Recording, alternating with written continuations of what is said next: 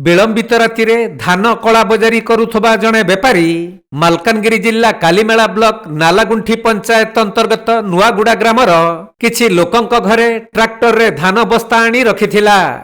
तेबे नुआगुड़ा ग्रामर लोक माने निरीह आदिवासी होइथिबारु सेमाने प्रतिवाद करिथिले भी धान बेपारी किछि सुनि नथिला।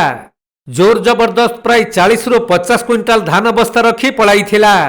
हेले आज सकाळे ग्रामवासी माने एकत्रित होई गणमाध्यमर प्रतिनिधि को डाकिबा सह एमभी 79 थाना को खबर देइथिले।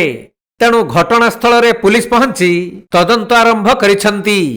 तबे धान कला बजारी बेपारी को ग्रामवासी माने ठीक जवाब देइथबा बेले एथिप्रति प्रशासन कोन पदक्षेप नेउछि ताहा देखिबाकू बाकी रहिला।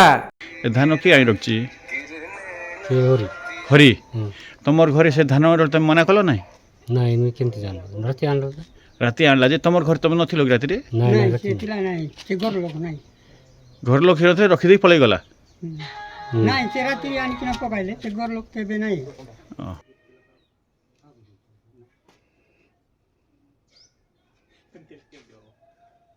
गोटे गोटे बस्ता नहीं जे गोटे बस्ता थोई देला पळैला केते समय ओलैथिबो हुंगा को डाकले हुंगा तू बोल कहले फुटे दाना नहीं परिता श्याम कांरे भी रोकले तुम काम केते रोके मालकानगिरी जिल्लारू संतोष कुमार पंडांक रिपोर्ट कोणार्क लाइव।